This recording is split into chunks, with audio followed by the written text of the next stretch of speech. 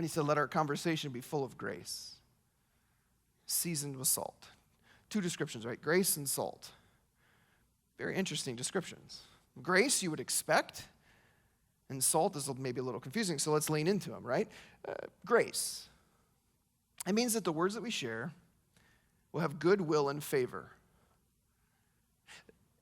That our conversation would add value, have goodwill, and speak favor into people's lives. That's really tricky in the world we live in, right? Because too often our starting point for spiritual conversations is where we disagree, where we aren't on the same page with one another. And that makes it hard to be full of grace and to add value and give favor. But what grace does is it transforms us so that even when we have to have the hard conversations, and we should have the hard conversations, there are times where we have to confront when our worldview collides with the worldview of others, right? It's okay to have those difficult conversations. It's okay to disagree, just not be disagreeable, but to show in the way we have the conversation that the truth that we're speaking has changed us. See, when you have encountered the grace of Jesus personally, the grace of Jesus will be spoken interpersonally. What if you were known for being gracious? What if the way you talked around the office or in the hallway or in your home was gracious? I would bet people might even give you a second chance at a first impression. Paul says it should be always full of grace. Then he says it should be seasoned with salt. This is a fun analogy, right? Now, today when people say that, oh, he or she's just salty, they mean that they're, resentful, angry, bitter, frustrated.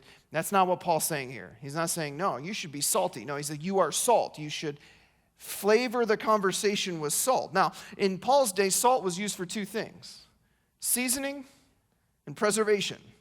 And so his listeners would have understood that right away. And too many times, Christians are more salty than salt. Salt in this, if you take the physical analogy and bring it into the spiritual reality, you'll see the point. Why? Because Paul's just drawing off an image that Jesus gave us in the Gospel of Matthew, when Jesus said, you're the salt of the earth. But if the salt loses its saltiness, how can it be made salty again?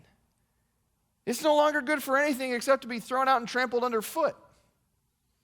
Jesus said salt has to have potency in order to do its job, either to bring flavor or to preserve. But if the salt isn't salty, it's useless. And if the salt isn't next to the thing, the meat that it's trying to flavor or the meat that it's trying to preserve, it's also useless. Salt in the salt shaker does nothing. It's just there. It's not till it's applied that it can do something.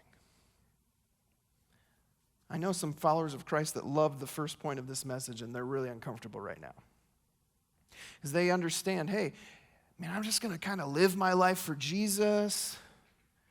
Don't really want to create any waves. Never want to confront anything. I'm just going to hope that they see Jesus in me. That's half the equation. The other half is to actually speak and to share the reason for the hope that we have. Jesus says you are the salt of the earth. That's your identity. That's where you are. He says, and so if you are salt, then you will speak salt. Now think about it this way.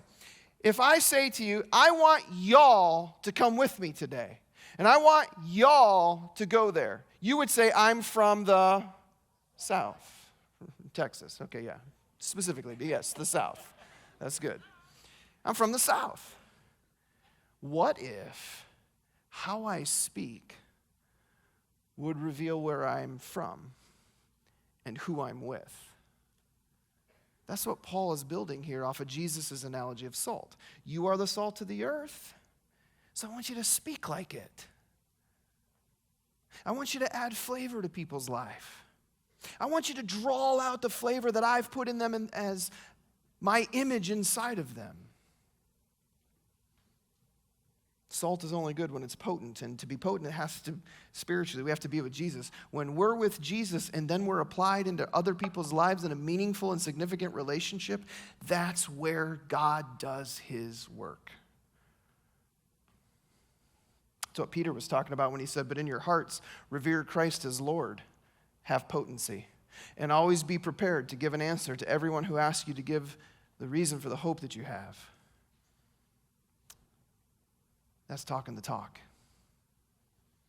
and walking the walk. That's what it means. That's what our world desperately needs to see and what it needs to hear. Some people are so afraid to speak about Jesus that they never do. And Paul says, man, pray for us. Pray that God would open a door. Pray that I would proclaim it boldly as I should. God is giving you some opportunities to share the reason for the hope you have. I believe he's given you at least 3 people uniquely in your path to influence towards Jesus.